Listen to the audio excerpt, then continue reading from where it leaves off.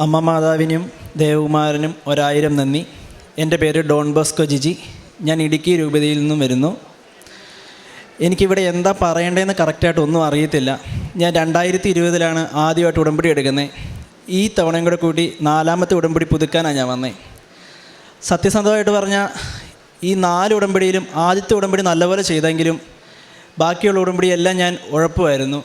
അച്ഛൻ്റെ പ്രസംഗം കേൾക്കുമ്പോഴും എല്ലാം വിഷമം വരുമെങ്കിലും വേറെ ഒന്നും ചെയ്യുന്നില്ല. രാവിലെ ചില ദിവസങ്ങളിൽ ഏക്കാൻ പറ്റുകയില്ല. പിന്നെയും ഞാനൊരു ദിവസം കഴിയുമ്പോൾ പിന്നെയും തുടങ്ങും, പിന്നെയും മുടങ്ങിപ്പോവും. ആദ്യമൊന്നും എനിക്ക് നിയോഗങ്ങൾ നോക്കുമ്പോൾ ഒത്തിരി നിയോഗങ്ങളൊന്നും ഇല്ലായിരുന്നു. എനിക്ക് പുറം രാജ്യത്തോട്ട് പഠിക്കാൻ പോകണമെന്നായിരുന്നു ആഗ്രഹം 2020 വരുന്ന സമയത്ത്. അതിനുശേഷം ഡിഗ്രി കഴിഞ്ഞു. ഞാൻ ജർമ്മൻ പഠിക്കാൻ പോകാമെന്ന് തീരുമാനമെടുത്തു.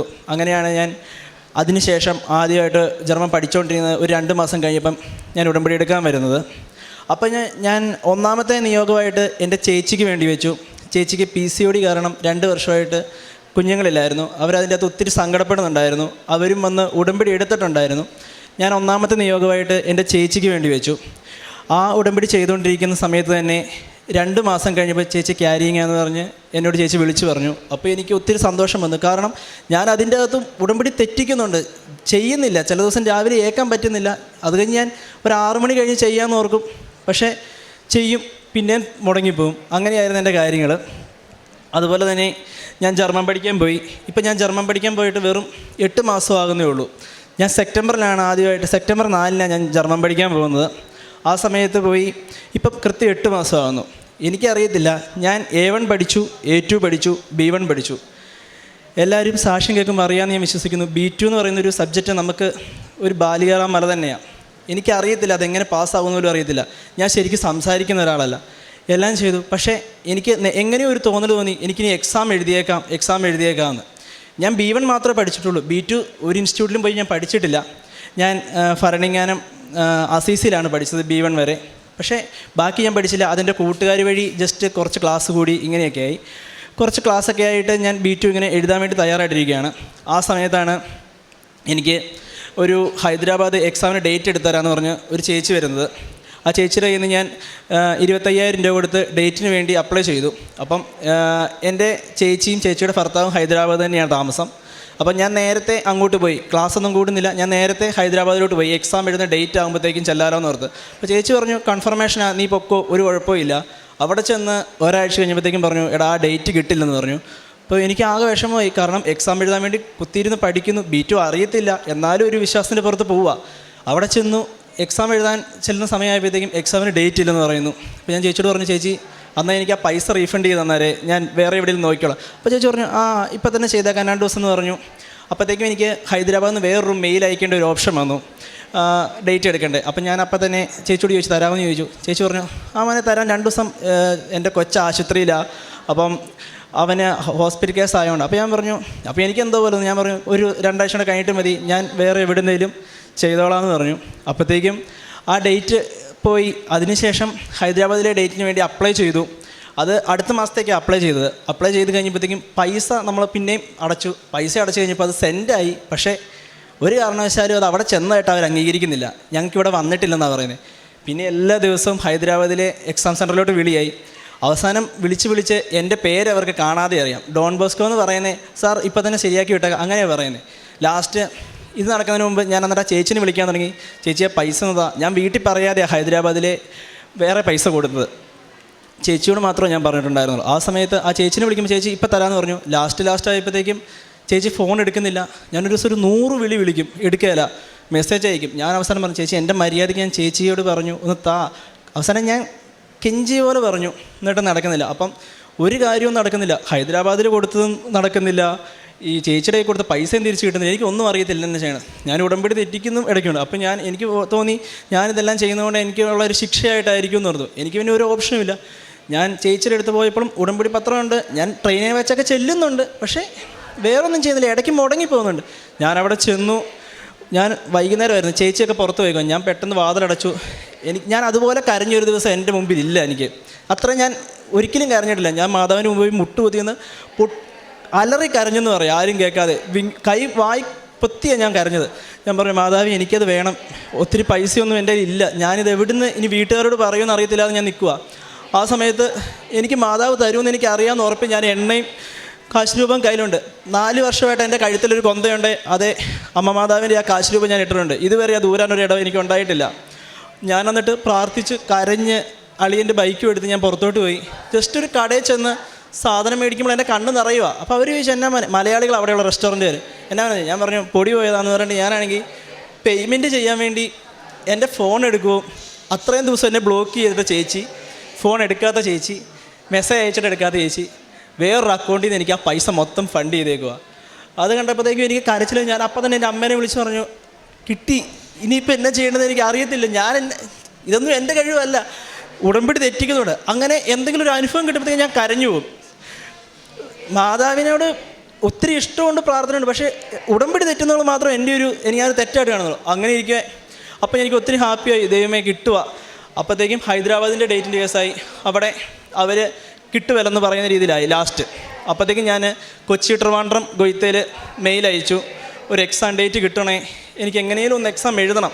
അപ്പം കൊച്ചി ട്രിവാൻഡ്രം മെയിൽ അയച്ച് എക്സാമിൻ്റെ ഡേറ്റ് വരുമ്പോൾ ഞാൻ ആദ്യം മാതാവിനോട് പ്രാർത്ഥിച്ചു. ഇവർ പറഞ്ഞിരുന്നത്, ഹൈദരാബാദ് പറഞ്ഞിരുന്നത് മെയ് ലാസ്റ്റാണ് എക്സാം എന്നാണ്. അപ്പം കൊച്ചി ട്രിവാൻഡ്രത്തിൻ്റെ വരുന്നത് മെയ് 1. അപ്പം ഞാനാണെങ്കിൽ പ്രാർത്ഥിച്ചു, മാതാവ് എനിക്കൊരു ഡേറ്റ് തരുവാണെങ്കിൽ മെയ് 1 തരണം. മെയിൽ അയച്ച് കിട്ടുന്നത് ഹൈദരാബാദിൽ കിട്ടുന്നത് ലാസ്റ്റാണെന്ന് എനിക്ക് അറിയുകയും ചെയ്യാം. കുറേ ദിവസമായിട്ട് മെയിൽ അയച്ചു, ഒന്നും വരുന്നില്ല, ഇവരുടെ കൺഫർമേഷൻ വരുന്നില്ല.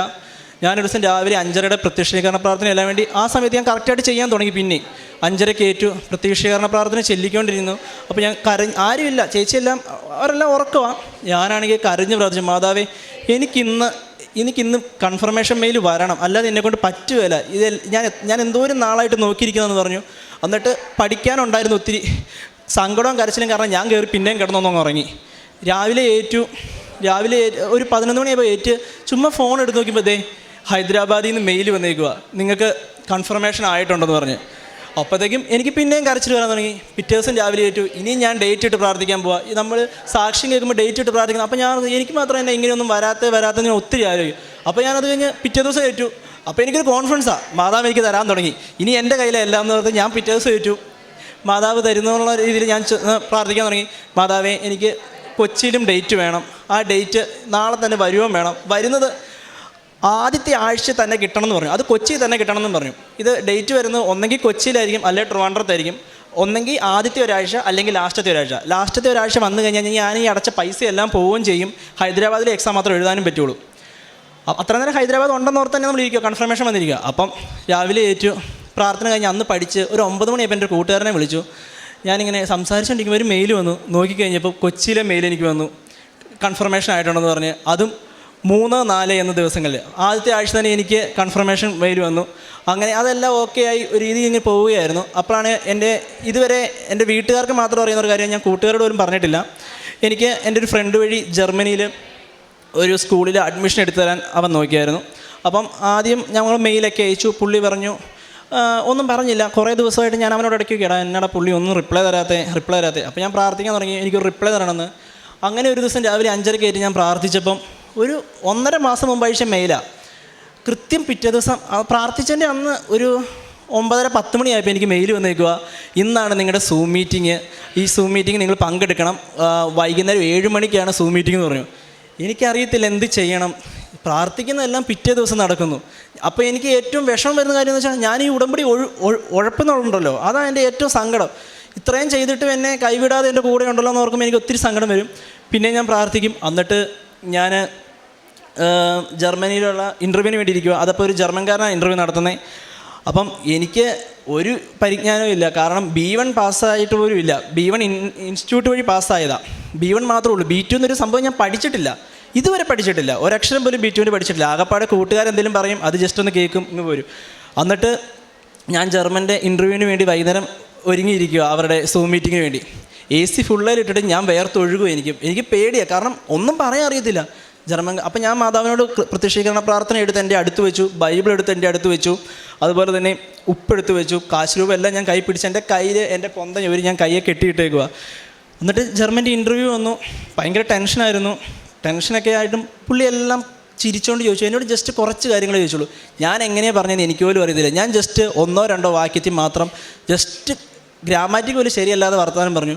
എന്നിട്ട് ഞാൻ മാതാവിനോട് അന്നേരം കരഞ്ഞ് പ്രാർത്ഥിക്കുന്നുണ്ട്, മാതാവി എനിക്കിത് കഴിയുമ്പോഴേ തന്നെ ഇത് പാസ്സായെന്നൊന്ന് പറയണേ, ഇതിനു വേണ്ടി വെയിറ്റ് ചെയ്തിരിക്കാനുള്ളൊരു അവസരം ഉണ്ടാകലേന്ന് ഞാൻ പ്രാർത്ഥിച്ചു. അന്ന് തന്നെ ആ സൂം മീറ്റിംഗ് കഴിയുമ്പോൾ തന്നെ പുള്ളി പറഞ്ഞു നിങ്ങൾ സെലക്ട് ആയിട്ടുണ്ടെന്ന്.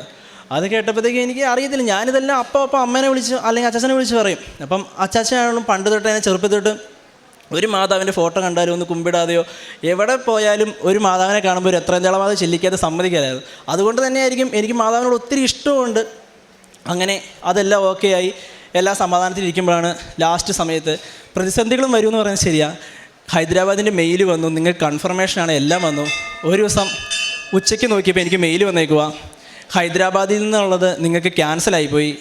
അപ്പം ഞാൻ അവരെ വിളിച്ചു, എന്തുകൊണ്ടാണ് ക്യാൻസലായി? അപ്പോൾ അവർ പറഞ്ഞു നമ്മൾ ബാങ്ക് ട്രാൻസ്ഫർ ചെയ്തപ്പോൾ ഒന്ന് ചെക്ക് ചെയ്തായിരുന്നു ഞങ്ങൾ, അത് അവിടെ പൈസ ചെന്നോ എന്നുള്ള രീതിയിൽ. അപ്പോൾ അവിടെ അവർക്ക് ചെല്ലുന്നത് ഒന്നെങ്കിൽ റീഫണ്ട് ആക്കണം അല്ലെങ്കിൽ പൈസ അവിടെ ചെക്ക് ചെയ്യണം. അപ്പോൾ അവർക്കത് കിട്ടിയത് റീഫണ്ട് എന്നുള്ളൊരു ഓപ്ഷനായിട്ടാണ്. അപ്പോൾ അവർ റീഫണ്ട് ചെയ്യാൻ റെഡിയായി, അതുകൊണ്ട് നിങ്ങൾക്ക് ഇനി കിട്ടുമെന്ന് പറഞ്ഞു. എനിക്ക് ആകെ വിഷമമായി. ഞാൻ എൻ്റെ ഏജൻറ്റുമായിട്ട് ചേട്ടനോട് സംസാരിച്ചു, ചേട്ടൻ വിളിക്കുന്നു, ഞാനും വിളിക്കുന്നു, അവർ സമ്മതിക്കുന്നില്ല. അപ്പോൾ സമയം ഒരു 2:45 കഴിഞ്ഞായിരുന്നു. അപ്പം ഞാൻ ഒരു 3 മണിക്ക് എന്നും പ്രയർ ചെല്ലുന്ന ഒരാളായിരുന്നു, എന്നുമില്ല കുറച്ച് കാലമായിട്ട്. അപ്പം 3 മണിക്ക് ഞാനാണെങ്കിൽ എന്തെങ്കിലും വരട്ടെ മാതാവ് നോക്കിയോളൂ എന്ന് ഓർത്ത് ഞാനൊരു കരണക്കൊന്ത എല്ലാം വേണ്ടി ഇരിക്കുക. അപ്പം ഒരു രണ്ടാമത്തെ കരണക്കൊന്തയുടെ ഇതായപ്പോഴത്തേക്കും ഒരു കോൾ വന്നു എൻ്റെ ഫോണിൽ. എൻ്റെ പോക്കറ്റിൽ തന്നെ ഫോൺ ഉണ്ടായിരുന്നു. അപ്പോൾ ഞാൻ ഓർത്ത് എടുക്കണോ, ഞാൻ ഓർത്തു ഇനി കിട്ടിയാലും കുഴപ്പമില്ല കിട്ടിയാലും കുഴപ്പമില്ല, പ്രാർത്ഥന കഴിഞ്ഞിട്ട് എടുത്താൽ മതി എന്നുള്ളൊരു ഉറച്ച് തീരുമാനത്തിൽ ഞാൻ ഫോൺ എടുത്തേയില്ല. അവസാനം ഞാനാണെങ്കിൽ പ്രാർത്ഥന എല്ലാം കരഞ്ഞ് പ്രാർത്ഥിച്ച് ഫോൺ എടുത്തപ്പോൾ ചേട്ടാ വിളിച്ചു, എടാ ഇന്ന് തന്നെ ഒരു 21,200 രൂപ അടയ്ക്കുവാണെങ്കിൽ നമുക്ക് ആ ഡേറ്റ് തന്നെ കിട്ടും, മറ്റേ പൈസ റീഫണ്ട് ആകുമെന്ന് പറഞ്ഞു. ഈ പൈസ മൊത്തം ഞാൻ മറിച്ചേക്കുന്ന, വീട്ടിലെല്ലാം പറയാനൊരു പേടി. കാരണം നമുക്ക് ഗോയിത്തയുടെയും ജർമ്മൻ്റെയും എക്സാമിൻ്റെ കാര്യം വീട്ടിൽ പറഞ്ഞാൽ അത്ര മനസ്സിലാവുമല്ലോ, എങ്ങനെയായി കാര്യങ്ങൾ. ഞാൻ എന്നിട്ട് അത് പിന്നെ ചേച്ചിയോട് പറഞ്ഞ് ചേച്ചി വേറെ എവിടുന്നോ എനിക്ക് എടുത്തു തന്ന് ആ പൈസ അടച്ചു. അങ്ങനെയാണ് അത് കൺഫർമേഷൻ ആകുന്നത്. അതിനുശേഷം ഞാനാണെങ്കിൽ ഹൈദരാബാദിൽ നിന്ന് കൊച്ചിയിലോട്ട് പോയി എക്സാം എഴുതാൻ വേണ്ടി. അപ്പം എക്സാം എഴുതാൻ പോകുമ്പോൾ എല്ലാവരും പറയുന്നുണ്ട്, എടാ നീ വല്ലതും പഠിച്ചിട്ടുണ്ടോ? ഞാൻ പറഞ്ഞു ഞാൻ പഠിച്ചിട്ടൊന്നുമില്ല, ഞാൻ കൃപാസനത്തിന് ഉടമ്പടി എടുത്തിട്ടുണ്ടല്ലോ, അതാ എനിക്ക് ആകെ ഒരു ഇതുള്ളൂ. അപ്പം ഞാൻ ഹോസ്റ്റലിലായിരുന്നപ്പോഴും പലരും അങ്ങനെയല്ല, പ്രാർത്ഥന ഇല്ലാത്തവരായിരുന്ന സമയത്തും ഞാൻ രാവിലെ കേൾക്കും പ്രാർത്ഥിക്കും, അങ്ങനെയായിരുന്നു. അപ്പം അതിൻ്റെ ഒപ്പം തന്നെ എൻ്റെ ഒരു കൂടെയുള്ള ഒരു അക്രമസ്ഥനായ ഒരാളെ ഞാനിവിടെ കൊണ്ടുവന്ന് ഉടമ്പടി എടുപ്പിച്ചു. ഇന്നും എൻ്റെ കൂടെ ഒരാൾ വന്നിട്ടുണ്ട്. അങ്ങനെ അതൊക്കെ ഞാൻ ചെയ്യിക്കുന്നുണ്ടായിരുന്നു. അപ്പം അതുപോലെ തന്നെ എൻ്റെ ഒരു കൂട്ടുകാരൻ എക്സാം എഴുതാൻ പോകാൻ നേരം എന്നോട് പറഞ്ഞാടാ ഒന്ന് പ്രാർത്ഥിക്കണം എന്ന് പറഞ്ഞു. അപ്പം ഞാൻ പറഞ്ഞു ആടാ ഞാൻ ഉറപ്പായിട്ടും പ്രാർത്ഥിക്കാം. ഞാൻ എല്ലാ ദിവസമൊന്നും പള്ളിയിൽ പോയിട്ടില്ലായിരുന്നു. പക്ഷേ അവൻ്റെ എക്സാം വന്ന ദിവസം രാവിലെ ഞാൻ പള്ളിയിൽ പോയപ്പം എൻ്റെ ഒരു രണ്ടാമത്തെ ഉടമ്പടിയുടെ മെഴുകുതിരി അവിടെ തീരാതിരിപ്പുണ്ടായിരുന്നു. പുതിയതായിട്ട് ഒരു പച്ചത്തിരി നീലതിരി, ഞാനത് അൽഫോൻസാമയുടെ പള്ളിയിൽ കൊണ്ടുപോയി കത്തിച്ച് അവന് വേണ്ടി പ്രാർത്ഥിച്ചു. അവൻ എക്സാം എഴുതി. അപ്പം അവൻ എക്സാം എഴുതിയപ്പോൾ അവൻ ആ ഒറ്റ എഴുത്തിന് തന്നെ 3 മൊഡ്യൂൾ പാസ്സായി, കഴിഞ്ഞ എഴുത്തിനും എല്ലാ മൊഡ്യൂളും പാസ്സായി. അതുപോലെ തന്നെ എന്നിട്ട് ലാസ്റ്റ് കൊച്ചിയിൽ എക്സാം ആകാറായി. കൊച്ചിയിൽ എക്സാം ആയപ്പം ഞാൻ അന്നത്തെ ദിവസം ഉറങ്ങാതിരുന്ന് പഠിക്കുക. എനിക്ക് കരച്ചിൽ വരുന്നുണ്ട്, കാരണം ഒന്നും തീരുന്നില്ല, പഠിച്ചതെല്ലാം മറന്നു പോവുക. എന്തോരം പഠിച്ചിട്ടും മറന്നു പോയിക്കൊണ്ടിരിക്കുക. 1 മിനിറ്റ് പുസ്തകം വായിച്ചിട്ട് അപ്പുറത്തോട്ട് ചെല്ലുമ്പോൾ അപ്പുറത്ത് മറന്നു പോവുക. അവസാനം ഞാനാണെങ്കിൽ രാത്രി 2 മണി സമയത്ത് ഞാൻ കയറി കിടന്നു. 3 മണിയായപ്പോൾ ഏറ്റു. 3 മണിക്ക് ഞാൻ, കാരണം ഉച്ച കഴിഞ്ഞാൽ എക്സാം ഗൊയ്തയുടെ വരുന്നത് എനിക്കുണ്ടായിരുന്നു. അപ്പോൾ 3 മണിക്ക് ആ പ്രയർ ചെല്ലാൻ പറ്റില്ലാത്തതുകൊണ്ട് തന്നെ ഞാൻ രാവിലെ 3 മണിക്ക് ഏറ്റു പ്രയർ ചെല്ലിയതിന് ശേഷം പിന്നെയും പഠിക്കാൻ തുടങ്ങി, പള്ളിയിൽ പോയി. അപ്പോൾ ഞാൻ വചനം എടുത്തപ്പം എനിക്ക് ഒത്തിരി ഞാൻ കരഞ്ഞ് ഒരു വചനം എടുത്തു. അപ്പോൾ എനിക്ക് കിട്ടിയ വചനം എന്ന് പറഞ്ഞത് മനുഷ്യർക്ക് അസാധ്യമായത് ദൈവത്തിന് സാധ്യമാണെന്നുള്ളൊരു വചനമായിരുന്നു. അപ്പോഴത്തേക്കും എനിക്ക് ഭയങ്കര സന്തോഷം, കാരണം ജയിച്ചില്ലെങ്കിലും കുഴപ്പമില്ല, ഒരു വചനം നമുക്കിങ്ങനെ നമ്മോട് സംസാരിക്കുന്നുണ്ടല്ലോ. അപ്പം അതിന് മുമ്പ് തൊട്ട് തന്നെ ഞാനും എൻ്റെ അമ്മയും വീട്ടിൽ വചനം എഴുതുന്നുണ്ടായിരുന്നു. അങ്ങനെ വചനം എഴുതിയാണ് ഈ 2 ബുക്ക്. ഞാൻ എക്സാമിന് പോകുന്നതിന് തൊട്ട് മുമ്പ് എൻ്റെ വചന ബുക്കിൽ 900 വചനമായിരുന്നുള്ളൂ. 100 വചനം കൂടെ എഴുതാൻ സമയം ഉണ്ടായിരുന്നു, പക്ഷേ എഴുതാനുണ്ടായിരുന്നു. ഞാൻ പറഞ്ഞു പരീക്ഷയ്ക്ക് തോറ്റാലും കുഴപ്പമില്ല, എനിക്ക് വചനം തീർത്തിട്ട് പോയാൽ മതി എന്ന് പറഞ്ഞ് ഞാൻ ആ 1000 വചനം എഴുതി. അത് കഴിഞ്ഞ് എന്നോട് ഇവിടുത്തെ ബ്രദർ പറഞ്ഞായിരുന്നു ജർമ്മൻ പഠിക്കുമെന്ന് പറഞ്ഞപ്പം ജർമ്മനിയിലുള്ള ബൈബിൾ വായിക്കണം എന്ന് പറഞ്ഞു. പക്ഷേ എനിക്ക് ജർമ്മനിയിലുള്ള ബൈബിൾ അങ്ങനെ വായിക്കാനുള്ള സമയം കിട്ടുന്നില്ലായിരുന്നു. വേണേ സമയമുണ്ട്, ഞാൻ സമയം എടുക്കുന്നില്ലായിരുന്നു. ലാസ്റ്റ് എനിക്കിങ്ങനെ കാണിച്ചെന്നല്ല എനിക്കൊരു തോന്നി, എന്നാൽ ജർമ്മനുള്ള വചനം എഴുതിയേക്കാമെന്ന് പറഞ്ഞു. അപ്പം ഞാനാണെങ്കിൽ ജർമ്മനിലുള്ള വചനം എഴുതാൻ തുടങ്ങി. അങ്ങനെ ഒരു ദിവസം ഒരു 1/2 മണിക്കൂർ ജർമ്മനിലുള്ള വചനം എഴുതും. അപ്പോൾ എൻ്റെ വചനത്തിൻ്റെ ഇതും അങ്ങ് മാറാൻ തുടങ്ങി. ലാസ്റ്റ് ഞാൻ കൊച്ചിയിലുള്ള എക്സാമിന് പോകുന്നതിന് തൊട്ട് മുമ്പ് എനിക്ക് വീട്ടിൽ നിന്ന് പോയപ്പോൾ ഞാനാണെങ്കിൽ ഇവിടുത്തെ സാക്ഷ്യങ്ങളും അച്ഛൻ്റെ വചനങ്ങളും എല്ലാം കേൾക്കുന്ന സമയത്ത് നമ്മൾ ഞാൻ കേട്ടിട്ടുണ്ട് ഉപ്പ്, എണ്ണ, നമ്മുടെ കാശുരൂപ, ഇതെല്ലാം ഭയങ്കര അനുഗ്രഹമുള്ളതാണ്. അതെനിക്ക് അറിയുകയും ചെയ്യാം. അപ്പം ഞാൻ എന്നാ വെച്ച് കഴിഞ്ഞാൽ ആരും കാണാതെ ഒരു ചെറിയൊരു തുണിക്കകത്ത് കുറച്ച് ഉപ്പെടുത്ത് ഒരു കിഴി കെട്ടിക്കൊണ്ട് എൻ്റെ പോക്കറ്റിലിട്ടു. അതുപോലെ തന്നെ കുറച്ച് ഉപ്പെടുത്ത് എൻ്റെ പോക്കറ്റിൽ ചുമ്മാ വെതറിയിട്ടു. എന്നിട്ട് എണ്ണ എടുത്ത് ഞാൻ എൻ്റെ നെറ്റിയെ കുരിശ് വരച്ചിട്ടാണ് എക്സാം ഹാളിലോട്ട് പോകുന്നത്. എക്സാം ഹാളിൽ പോയപ്പം രാവിലത്തെ എക്സാം എഴുതിയവരെല്ലാം പാടാന്ന് പറഞ്ഞു. അപ്പോൾ എനിക്ക് പേടിയാകാൻ തുടങ്ങി. ഉച്ച കഴിഞ്ഞാണ് എൻ്റെ എക്സാം. ഞാൻ എക്സാം ഹാളിൽ കയറിയപ്പം എനിക്കറിയാവുന്ന ക്വസ്റ്റ്യൻസാണ്, പക്ഷേ അറിയത്തുമില്ല. എനിക്ക് മൊത്തം മറന്നു പോകുന്നൊരു ഇതുപോലെയായി. ഞാൻ അപ്പം തന്നെ കൃപാസന മാതാവിനെ ഓർത്തിട്ട് ആരും കണ്ടില്ല, എൻ്റെ പോക്കറ്റിൽ കിടന്ന ഉപ്പെടുത്ത് കുറച്ച് ഞാൻ ആ 2 ക്വസ്റ്റ്യൻ പേപ്പറിലും പയ്യെ തൂളി.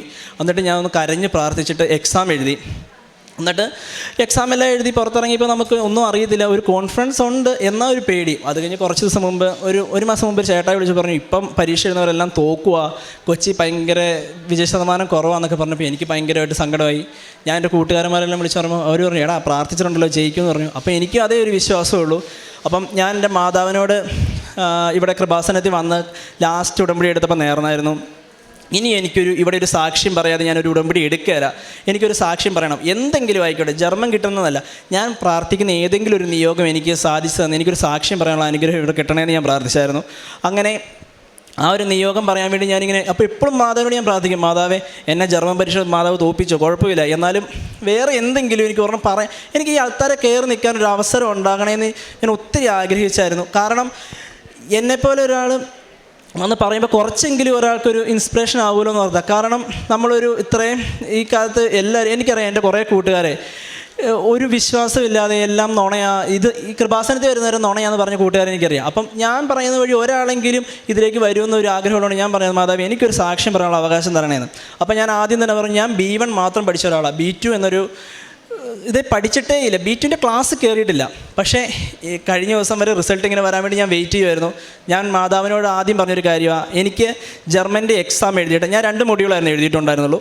ആ 2 മൊഡ്യൂൾ പാസ്സാവുകയാണെങ്കിൽ ഞാൻ ഇവിടെ വന്നിട്ടായിരിക്കും എൻ്റെ റിസൾട്ട് വന്ന കേസ് ഞാൻ പുറത്ത് പറയുള്ളൂ എന്ന് ഞാൻ പറഞ്ഞായിരുന്നു. ഞാൻ ഇതുവരെ ആരോടും പറഞ്ഞില്ല. ഇന്നലെ വൈകുന്നേരം 7:10 എനിക്ക് മെയിൽ വന്നു, റിസൾട്ട് വന്നു പറഞ്ഞ്. എനിക്ക് കരയണോ ചിരിക്കണോ ഒന്നും അറിയത്തില്ല, ഭയങ്കര പേടിയുള്ളിൽ. ഞാൻ ഓടിപ്പോയി കൃപാസന മാതാവിൻ്റെ എണ്ണ എടുത്ത് ആദ്യമേ തലയിൽ ഒരു കുരിശ് വരച്ചു. എന്നിട്ട് ഞാൻ പ്രാർത്ഥിച്ചു, മാതാവേ ഞാൻ തുറക്കാൻ പോവുക, നിങ്ങൾ എൻ്റെ കൂടെ ഇല്ലെങ്കിൽ എനിക്കറിയത്തില്ല, തോറ്റുപോയാലും പിന്നെ എഴുതാമെന്നറിയാം, പക്ഷേ എനിക്ക് ആ സാക്ഷ്യം പറയാതിരിക്കാൻ പറ്റില്ല. അന്ന് ഞാൻ പറഞ്ഞു, റിസൾട്ട് വരുന്ന എന്നാണോ അതിൻ്റെ പിറ്റേ ദിവസം ഞാൻ ഇവിടെ വന്നിരിക്കുമെന്ന് ഞാൻ അതുപോലെ ഉറപ്പ് പറഞ്ഞിട്ടിരിക്കുക. ഞാനാണെങ്കിൽ എൻ്റെ കാശുരൂപം തൊട്ട് പ്രാർത്ഥിക്കുന്നു, എണ്ണ തൊട്ട് പറയുന്നു, ബൈബിൾ എടുത്ത് വായിക്കുന്നു. ലാസ്റ്റ് ഞാൻ എൻ്റെ ഫോണിലാണെങ്കിൽ എൻ്റെ നമ്പർ അടിച്ച് തുറന്നു നോക്കി കഴിഞ്ഞപ്പം എങ്ങനെയാണ് പറയേണ്ടതെന്ന് എനിക്കറിയത്തില്ല. B2 പഠിക്കാത്ത ഒരാളാണ് ഞാൻ. 60 മാർക്ക് വേണം പാസ്സാകാൻ 100-ൽ. എനിക്ക് 2 മൊഡ്യൂളാണ് ഞാൻ എഴുതിയിരുന്നത്. എനിക്ക് കിട്ടിയത് ഒരെണ്ണത്തിന് 100-ൽ 80-ഉം ഒരെണ്ണത്തിന് 100-ൽ 70-ഉം. B2 പഠിക്കാത്ത ഒരാളാണ് ഞാൻ. B1 മാത്രം, അതും B1ൻ്റെ എക്സാം എഴുതാതെ ഞാൻ മറ്റേ ഇൻസ്റ്റിറ്റ്യൂട്ടിന് ചാടിപ്പോയ ആളാണ്. ചാടിപ്പോയെന്ന് വെച്ചാൽ എഴുതാൻ ഒരു മടിയുണ്ടായിരുന്നു, ഞാൻ ഇറങ്ങിപ്പോയി. B2 മാത്രം പഠിക്കണമെന്നുണ്ട്. പിന്നെ ഞാൻ പഠിച്ചില്ല എന്ന് പറയുന്നില്ല, പക്ഷേ അത് കൂട്ടുകാർ വഴി ചുമ്മാ എന്തെങ്കിലും കുറച്ച് കാര്യങ്ങൾ. പക്ഷേ B2ൻ്റെ ഇപ്പോഴും എന്നോട് ഇവിടെ ആരെങ്കിലും എന്നോട് B2ൻ്റെ ഒരു കാര്യം ചോദിക്കുമോ, അല്ലെങ്കിൽ കറക്റ്റായിട്ട് ഗ്രാമാറ്റിക് ചെയ്താൽ എനിക്കറിയത്തില്ല പറയാൻ. ഇങ്ങനെ തന്നെയാണ് ഞാൻ ആ ജർമ്മൻകാരൻ്റെ മുമ്പിൽ ഇരുന്നത്. എവിടുന്നോ എനിക്ക് ഓർമ്മ വന്നു പറഞ്ഞു. എന്നിട്ട് ഒന്നും പഠിക്കാതെ പോയി എനിക്ക് എനിക്ക് B2ൻ്റെ 100-ൽ 80 മാർക്കും 100-ൽ 70 മാർക്കും 8 തവണ എഴുതിയിട്ട് കിട്ടാത്ത ആൾക്കാരെ ഇപ്പോഴും എനിക്കറിയാം. ഇത് തന്നെ. അതുപോലെ തന്നെ ഞാൻ ഇത്രയും നേരം ആലോചിച്ചിട്ടുണ്ട്, നീ ഒരു സാക്ഷ്യം പറയണോ വേണ്ടയോ വേണ്ടത്. കാരണം പലർക്കും അത് എങ്ങനെയായിരിക്കും എടുക്കുന്നതെന്ന് ഞാൻ ആലോചിച്ചു. കാരണം നമ്മുടെ സ്ഥലം ഇടുക്കി തന്നെ ആയതുകൊണ്ട് നമുക്കവിടെ കൂടുതലും കൃഷിയാണ്. അപ്പം കൊറോണ വന്ന സമയത്ത് എനിക്ക് ഈ കൃഷിയൊക്കെ ഇച്ചിരി ഇഷ്ടമായതുകൊണ്ട് ഞാൻ ഇച്ചിരി ഏലക്കൃഷിയൊക്കെ ചെയ്തു. ഒരു 10-300 ഏലം ഞാൻ വച്ചിട്ടുണ്ടായിരുന്നു. അപ്പം അതിൻ്റെ പേരിലൊരു ബൈക്കും എടുത്തു. CC ഉള്ളതുകൊണ്ട് വട്ടത്തിൽ ഇങ്ങനെ വട്ടം കറങ്ങുമായിരുന്നു ഞാൻ. അതുകൊണ്ട് തന്നെ ഞാനിങ്ങനെ ഇതിപ്പോൾ 4-ാം വർഷമാണ്. അപ്പം ഈ വർഷമൊക്കെയാണ് ഇച്ചിരൊക്കെ കിട്ടേണ്ടത്, പിന്നെ വിലയുള്ള സമയമാണ്. ഞാനിങ്ങനെ ആലോചിച്ചിരുന്ന സമയത്ത് ഞാൻ ഹൈദരാബാദായിരുന്നു എക്സാമിന് വേണ്ടി പോയേക്കുക. അപ്പം വെള്ളം ഒഴിക്കാൻ സാധിച്ചില്ല. ഈ പ്രാവശ്യത്തെ വെയിൽ എല്ലാവർക്കും അറിയാലോ, എല്ലാ ചെടിയും ഉണങ്ങാൻ തുടങ്ങി. അപ്പോൾ ഞാൻ ഹൈദരാബാദിൽ നിന്ന് വന്നപ്പോൾ അച്ചാച്ച പറഞ്ഞു, ഇനിയിപ്പോൾ ആ ഏലം വെട്ടിക്കളയാനേ ഒരു വഴിയുള്ളൂ, അല്ലാതെ നിനക്കിനി കിട്ടുമെന്ന് എനിക്ക് തോന്നില്ലെന്ന് പറഞ്ഞു. അപ്പോൾ അച്ഛൻ പറഞ്ഞു, എന്നാലും പറഞ്ഞു പഴയ ചിമ്പൊക്കെ പോയിട്ടുള്ളൂ, പുതിയതൊക്കെ നിപ്പുണ്ടെന്നൊക്കെ പറയുമ്പോൾ എനിക്കൊരു വിശ്വാസമുണ്ട്. അപ്പം ഞാനന്ന് അച്ചാച്ചോട് ഉച്ചയ്ക്ക് പറഞ്ഞു, ഏതോ ഒരു ധ്യാനത്തിൽ ഞാൻ കേട്ടൊരു വചനം ഞാൻ പറഞ്ഞു, ഞാൻ പറഞ്ഞല്ലാതെ മഴ പെയ്യില്ല, മഞ്ഞ് വീഴില്ല എന്നൊക്കെ ഞാൻ ചുമ്മാ പറഞ്ഞിട്ട് ചിരിച്ച് കളിച്ചാൽ നടന്നു. എന്നിട്ട് രാത്രി പ്രത്യക്ഷീകരണ പ്രാർത്ഥന ചെല്ലാൻ സമയമായപ്പം ഞാനാണെങ്കിൽ പ്രത്യക്ഷീകരണ പ്രാർത്ഥന ചൊല്ലി. അന്ന് ഒരു നിയോഗം വച്ചില്ല. കാരണം എല്ലാ ദിവസവും ഞാൻ നിയോഗം വെക്കുവാണെങ്കിൽ ഞാൻ ഇവിടെ നമ്മൾ എഴുതിയിട്ട് 5 നിയോഗം പ്രാർത്ഥിക്കുന്ന ആളാണ്.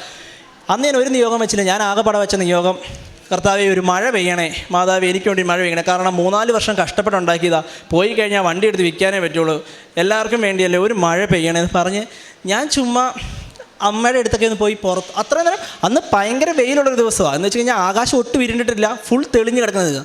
ഞാനത് പറഞ്ഞ് എൻ്റെ വാതിൽ തുറന്ന് അമ്മയോട് ഒരു 5 മിനിറ്റ് വർത്താനം പറഞ്ഞ് പുറത്തോട്ട് ഇറങ്ങി നോക്കി. ഇപ്പോൾ ദേ ഇടി വെട്ടാൻ തുടങ്ങി. അപ്പോഴത്തേക്ക് ഞാൻ അച്ഛനോട് പറഞ്ഞു, അച്ഛൻ ഞാൻ പ്രാർത്ഥിച്ചുള്ളൂ, ദേ മഴ പെയ്യാൻ തുടങ്ങിയെന്ന് പറഞ്ഞു. അപ്പോൾ ഞാൻ നിൽക്ക്, മഴ പെയ്യട്ടെ എന്ന് പറഞ്ഞു. ഒരു 5 മിനിറ്റ് കഴിഞ്ഞപ്പോഴത്തേക്കും അന്ന് നല്ലൊരു മഴ അങ്ങ് പെയ്തു.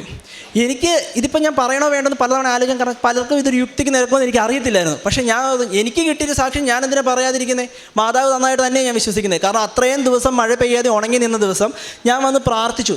എന്നിട്ട് മാതാവിനോട് മഴ തരണമെന്ന് പ്രാർത്ഥിച്ച് അന്ന് തന്നെ ഞാൻ പ്രാർത്ഥന കഴിഞ്ഞ് റൂമിൻ്റെ പുറത്തിറങ്ങിയപ്പോൾ ഇടി വെട്ടാൻ തുടങ്ങി. 2 മിനിറ്റ് കഴിഞ്ഞപ്പോൾ എൻ്റെ ഏലം മൊത്തം, അവിടുത്തെ പ്രദേശത്തുള്ള ഏലം മൊത്തം നനയുന്ന രീതിയിൽ, പിന്നെ വെള്ളം ഒഴിക്കേണ്ടാത്ത രീതിയിൽ മഴ പെയ്തു. പിന്നെയും വെയിൽ വന്നു. പക്ഷേ ഞാൻ പ്രാർത്ഥിച്ചത് എനിക്ക് ഉത്തരം തല്ലി. ഉടമ്പടി എൻ്റെ ജീവിതത്തിൽ വന്നേ പിന്നെ എനിക്ക് പ്രാർത്ഥനാ ജീവിതത്തിൽ വന്ന മാറ്റം എന്ന് വെച്ചാൽ, ഞാൻ പണ്ടൊക്കെ ഒരു 1.5 മാസം 2 മാസം കൂടെ കുമ്പസാരിക്കുന്ന ഒരാളായിരുന്നു. ഞാൻ കൃത്യമായിട്ട് ഇപ്പോൾ ചെയ്യുന്ന ഒരു കാര്യം എന്ന് പറഞ്ഞാൽ 2 ആഴ്ച കൂടുമ്പോൾ ഞാൻ കുമ്പസാരിക്കും. അത് എവിടെയാണെങ്കിലും ശരി. ഞാൻ ഹൈദരാബാദ് ആയിരുന്നപ്പോൾ ശരി, എനിക്ക് അറിയത്തില്ലാത്തൊരച്ഛനാണ്. ഞാൻ അച്ഛനെ വിളിച്ച് ചോദിച്ചു, അച്ഛാ എനിക്കൊന്ന് കുമ്പസാരിക്കണം. അച്ഛൻ പറഞ്ഞു രാവിലെ വന്നേക്കാൻ പറഞ്ഞു. ഞാൻ പോയി കുമ്പസാരിച്ചു. എവിടെയാണേലും 2 ആഴ്ച കൂടുമ്പോൾ ഞാൻ കുമ്പസാരിക്കുന്നുണ്ട്. അതുപോലെ തന്നെ പറ്റുന്ന പോലെ എന്നെക്കൊണ്ട് പാവങ്ങളെ ഞാൻ സഹായിക്കുന്നുണ്ട്. അത് വേറെ ആരും കാണിക്കാൻ വേണ്ടില്ല, നമുക്ക് പറ്റുന്ന പോലെ ചെറുതായിട്ട് ചെയ്യുന്നുണ്ട്. പിന്നെ അതുപോലെ തന്നെ ക്രൈസ്തവരായിട്ടുള്ളവരെ ഞാൻ 2-3 പേരെ കൊണ്ടുവന്നിട്ടുണ്ട്. ഇന്ന് തന്നെ എൻ്റെ കൂടെ ഒരു കൊച്ചു വന്നിട്ടുണ്ട്, ഞാൻ കൃപാസനത്തെക്കുറിച്ച് പറഞ്ഞിട്ട്.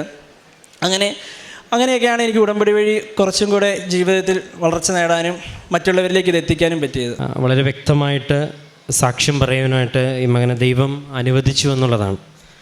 ഒന്നാമത്തെ ഉടമ്പടിയിലേക്ക് കടന്നു വരുവാനായിട്ടൊരു വ്യക്തമായിട്ടൊരു ശീലം ഒരു പക്ഷേ ഈ സാക്ഷ്യത്തിൽ മനസ്സിലാക്കുന്ന അപ്പച്ചനിൽ നിന്നാണ്. അപ്പം ഇപ്പോൾ ഒരു മാതാവിൻ്റെ രൂപം കണ്ടാലും ഒരു എത്രയും ദയുള്ള മാതാവെങ്കിലും ചൊല്ലണം, അല്ലെങ്കിൽ ചൊല്ലി പഠിപ്പിച്ചിട്ടുള്ളൊരു ശീലം എന്തുകൊണ്ടെന്ന് പറഞ്ഞാൽ അച്ഛൻ ഒരു ആരാധനയിൽ ഒരിക്കൽ പറയുന്നുണ്ട്. അതായത് മാതാവുമായിട്ട് നമ്മുടെ ചെറുപ്പ കാലഘട്ടത്തിലോ അല്ലെങ്കിൽ നമ്മുടെ വളർന്ന കാലഘട്ടത്തിലോ ആരെങ്കിലും പറഞ്ഞു തന്നതിന് ശേഷമോ മാതാവുമായിട്ടൊരു അടുപ്പമുള്ളവരെയൊക്കെയും മാതാവ് ഉടമ്പടിയിലേക്ക് ക്ഷണിക്കുന്നതും ആ ക്ഷണനത്തിന് ശേഷം വലിയ സാക്ഷ്യങ്ങൾ പറയാൻ ദൈവപിതാവ് ഇടവരുത്തുന്നതും ഒരുപാട് പേര് ഇവിടെ സാക്ഷ്യത്തിൽ പറയുന്നത്. അപ്പം അങ്ങനെ ഒരു ശീലം ഈ ഒരു വ്യക്തിക്ക് ഉണ്ടായിരുന്നു എന്നുള്ളത് ആ മകൻ തന്നെ സാക്ഷ്യത്തിൽ പറയുന്നുണ്ട്. രണ്ടാമത്തത്, ഉടമ്പടി ജീവിതത്തിൽ പലപ്പോഴായിട്ടും വീഴ്ചകൾ വരുമ്പോഴും ഒരുപാട് വിഷമത്തോടു കൂടിയാണ് അതിനെ കാണുന്നത്. കാരണം ഒരു ചെറുപ്പ കാലഘട്ടത്തിലുണ്ടാകുന്ന കുറേയേറെ സാഹചര്യങ്ങളും മടിയും അലസ്യത എല്ലാം ഇതിൻ്റെ ഭാഗമായിട്ടിരിക്കുമ്പോഴും മാതാവുമായിട്ടുള്ളൊരു ബന്ധം, അതിലൊരു വിഷമവും ബുദ്ധിമുട്ടും ഒക്കെ തോന്നി വീണ്ടും പ്രാർത്ഥിച്ച് ഇപ്രാവശ്യം ഉടമ്പടി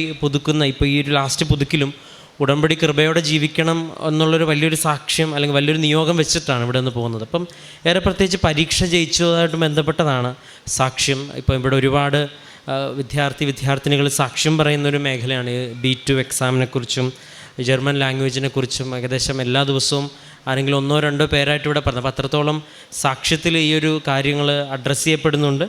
മാതാവ് വിഷയത്തിൽ ശക്തമായി ഈ ഒരു മേഖലയിൽ ഇടപെടുന്നുണ്ടെന്നുള്ളതിന് ഓരോ ദിവസവും വരുന്നത്. അപ്പോൾ ഈ ഒരു സാക്ഷ്യത്തിൽ B1 വരെ പഠിച്ചതിന് ശേഷം പൂർണ്ണമായിട്ടും ദൈവത്തിൽ ആശ്രയിച്ച് ഞാൻ മുന്നോട്ട് പോയി എന്നുള്ളതും ഉടമ്പടിയിലെ സാക്ഷ്യങ്ങളൊക്കെ അനുദിനം കേൾക്കുന്നതിൻ്റെയും അപ്പോൾ അതിനൊക്കെ ഒരു റെഫറൻസ് ഉണ്ടല്ലോ. കാരണം ഇത് കേട്ട് ഇവരുടെയൊക്കെ തന്നെ പ്രായമുള്ള കുട്ടികൾ ഇവിടെ നിന്ന് പറയുമ്പം വിശ്വസിക്കാതിരിക്കാനായിട്ട് അല്ലെങ്കിൽ അത്രത്തോളം തുറവില്ലാത്തൊരു ഹൃദയമായിരിക്കണം. അപ്പോൾ അതെല്ലാം കേട്ട് മനസ്സിലാക്കി ഉടമ്പടിയുടെ കാര്യങ്ങളൊക്കെ തൻ്റെ സാഹചര്യം അനുസരിച്ച് ക്രമപ്പെടുത്തി.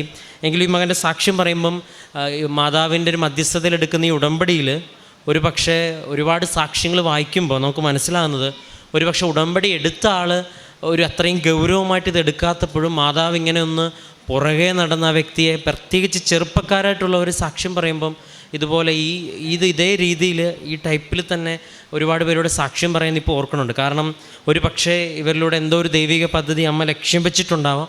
അതുകൊണ്ടാണ് ഒരു പക്ഷേ വീണു പോകുമ്പോഴും മാതാവ് ഇങ്ങനെ പുറകെ നടന്ന് ആ കാര്യം വ്യക്തമാക്കി കൊടുത്ത് അതിനാവശ്യമായിട്ടുള്ള അനുഭവം ഇതാണെങ്കിൽ ഇത്. ഇപ്പോൾ ഈ മകൻ്റെ ഒരു ഇൻറ്റൻഷൻ പറയുന്നുണ്ട്, എന്തെങ്കിലും ഒരു കാര്യം നടന്നാലും മതി എനിക്കൊരു സാക്ഷ്യം പറയണം. കാരണം എൻ്റെ സാക്ഷ്യം ഒരു പക്ഷേ എൻ്റെ സുഹൃത്തുക്കളെ തന്നെയും, കാരണം ഈ ഒരു കാലഘട്ടത്തിൽ ഒരു ചെറുപ്പക്കാരുടെ സാക്ഷി എത്രത്തോളം പ്രധാനപ്പെട്ടതാണെന്ന് ഈ മകൻ തന്നെ പറയുന്നുണ്ട്. അപ്പോൾ എൻ്റെ കൂട്ടത്തിലുള്ളവർക്കെങ്കിലും അതൊരു പ്രചോദനമാകുമെങ്കിൽ, അപ്പോൾ സാക്ഷ്യങ്ങൾക്ക് അർത്ഥമുണ്ടെന്നും അതിന് വലിയൊരു പ്രചോദനമുണ്ടെന്നും അതിനൊരു ദൈവത്തിനൊരു പദ്ധതി ഉണ്ടെന്നും ആ ഒരു ബോധ്യമൊക്കെ ഉണ്ട്. അപ്പം ദൈവം ഒരു ആശീർവാദം കൊടുക്കുമ്പം ഒരു പക്ഷേ വീഴ്ചകൾ വരുമ്പോഴും ദ പ്രൈം ഇൻറ്റൻഷൻ എന്ന് പറയുന്നത് എപ്പോഴും പ്യുവറായിട്ടിരിക്കുമ്പം അതാണ് കർത്താവിനെക്കുറിച്ച് കർത്താവ് പറയുന്നത് ഉള്ളുകളെ അറിയുന്ന ദൈവമെന്നാണ് നമ്മുടെ.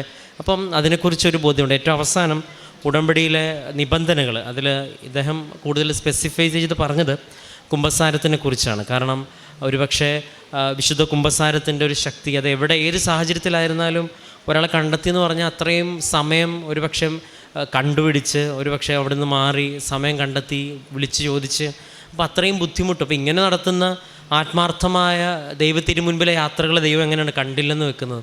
അപ്പോൾ അതിന് വ്യക്തമായിട്ടൊരു അനുഭവം നൽകി. ഏറ്റവും അവസാനം പറഞ്ഞത് യുക്തിക്ക് നിരക്കാത്ത കാര്യം എന്നുള്ളതല്ല. ഇവിടെ സാക്ഷ്യം പറയുമ്പം സ്ഥിരം സാക്ഷ്യം കേൾക്കുന്നവർക്ക് അറിയാം, എല്ലാവരുടെയും സാക്ഷ്യത്തിലെ റെഫറൻസ് ഒന്ന് പ്രകൃതിയിൽ നിന്ന് ലഭിക്കുന്ന അടയാളങ്ങളാണ്. നമ്മൾ 19 സങ്കീർത്തനം പറയുന്നുണ്ട്, ആകാശം അവിടുത്തെ മഹത്വം വിളംബരം ചെയ്യുന്നുള്ളത്.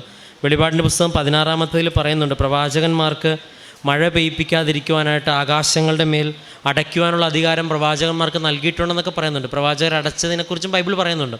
അപ്പോൾ നമ്മൾ സൃഷ്ടപ്രകൃതിയുടെ മാതാവിനെയാണ് വിളിച്ചപേക്ഷിക്കുന്നത്. ഇപ്പോൾ ഈ സാക്ഷ്യത്തിനോട് ചേർത്ത് വെക്കാൻ ഒരുപാട് സാക്ഷ്യങ്ങളുണ്ട്.